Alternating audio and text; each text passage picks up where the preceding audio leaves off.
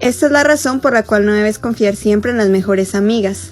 Empecemos porque desde que mi mamá murió, mi papá se volvió una persona bastante controladora. Él decía que tenía miedo a perderme, por eso me cuidaba bastante, no me dejaba ni siquiera salir a la esquina. La única amistad que hice fue mi mejor amiga. Ella era la única persona autorizada a ir a mi casa a ayudarme con la tarea en las tardes. Pero obviamente ya se acercaban mis 18 años y las hormonas empezaron a alborotar.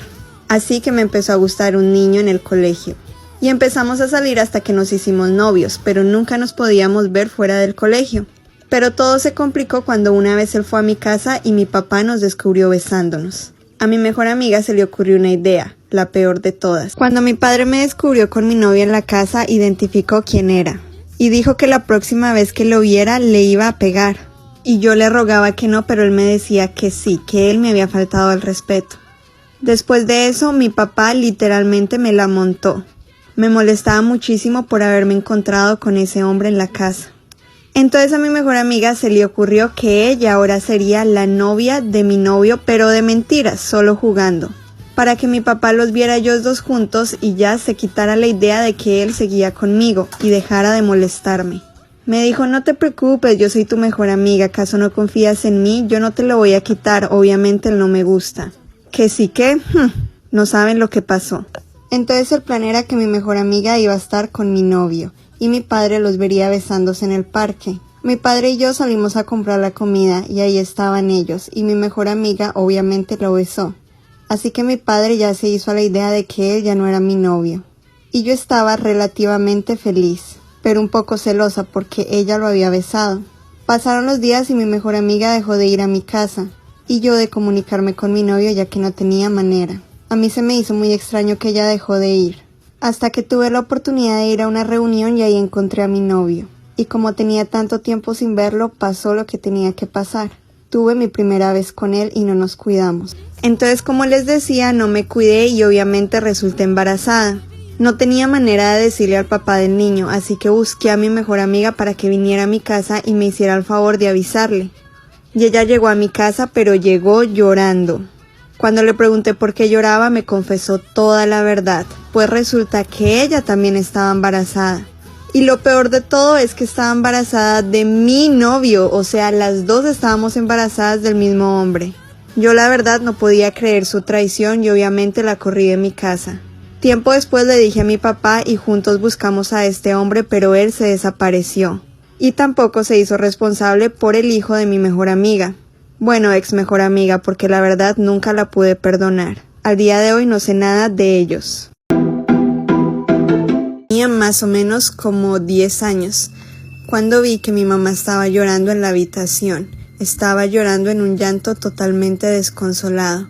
Me acerqué y le pregunté que qué sucedía, a lo que ella me dijo que mi prima había fallecido, a la edad de 8 años. Obviamente yo me puse muy triste, ella era como mi hermana. Pero siempre, aún en los peores momentos, trato de alegrarlos. Así que le dije a mi madre que fuéramos a comprar globos para llevárselos a su funeral, lo cual fue la peor idea. Al comprar los globos, elegí un globo de la princesa favorita de mi prima. Ese día mis padres me compraron también globos a mí porque estaba muy triste. Fuimos a su funeral y le pusimos el globito en la tumba. Pero al final del día no le vi sentido a que el globo se quedara ahí, así que decidí llevármelo a mi casa y ponerlo en una silla que tenía en mi cuarto, ya que era un globo de helio. Estaba en la cocina con mi mamá cuando de repente me volteo y veo el globo que le habíamos comprado a mi prima detrás mío. Pensé que seguramente se había desatado de la silla, así que no le tomé mayor importancia y fui y lo dejé. Al regresar a la cocina con mi madre, el globo se viene detrás mío, y ahí empieza lo aterrador. Al ver que el globo se había venido detrás de mí, decidí volver a mi cuarto, amarrarlo a la silla, pero esta vez cerrar la puerta. Ya me había puesto un poco nerviosa al respecto, pero le di otro chance. Después de ir a la cocina fuimos al cuarto de mi madre, y al cruzar el pasillo vemos como el globo sale de mi cuarto y se va al cuarto de mi madre. A mí ya me estaba dando miedo, así que mi mamá lo devolvió y cerró la puerta de nuevo, pero el globo regresó al cuarto, así que decidimos romperlo y no saben lo que encontramos adentro. Estaba nada más y nada menos que el moño que le pertenecía a mi prima. En ese momento mi mamá y yo nos quedamos con la sangre fría, como ese moño había llegado adentro del globo. Pero cosas paranormales después empezaron a suceder en la casa hasta que nos mudamos. Todavía es un misterio para mí pensar en cómo el moño llegó dentro del globo que le compramos a mi prima. ¿O qué creen ustedes? ¿Será que me quería dar un mensaje? Esta es la razón por la cual te debes de fijar a quién subes a tu carro. Una tarde iba manejando por Tenancingo, México. En esa época estaba tratando de pagarme la universidad, así que trabajaba en Uber con el carro de mi padre. De repente me cae un servicio a la iglesia. Al recoger a la persona era una persona de la tercera edad. Ella se veía que estaba entre sus 85 y 90 años y llevaba una maleta con ella. Me pidió que por favor la llevara a los cerros.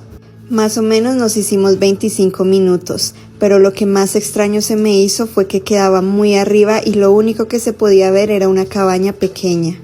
Al llegar, la señora me dijo que la dejara ir a la casa por el dinero, que como garantía me dejaría su bolsa, sin saber qué contenía. La señora al final me dejó la bolsa de garantía, mientras que iba a su casa por el dinero para pagar el Uber.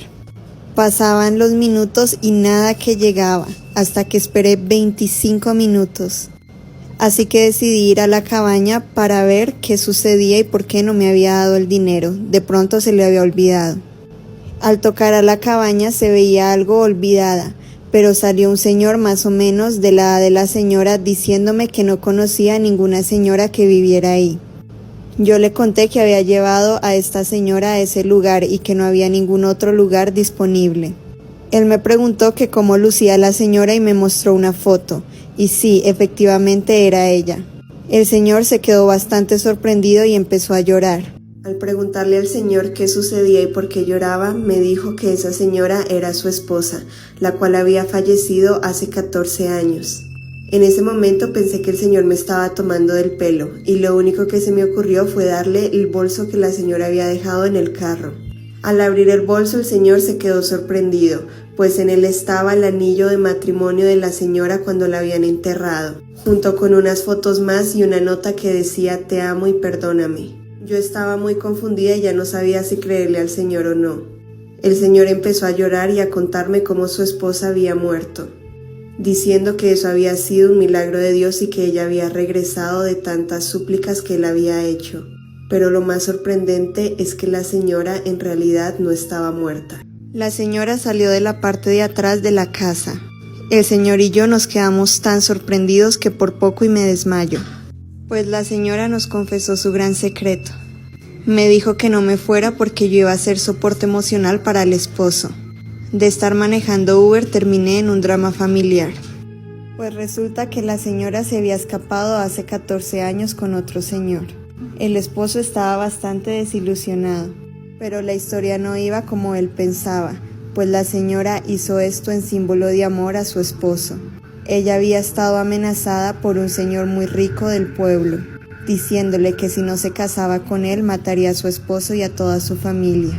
Por lo cual ella accedió, pero eso no era todo. El señor no podía creer toda esa historia y se puso a investigar más a fondo con sus hijos.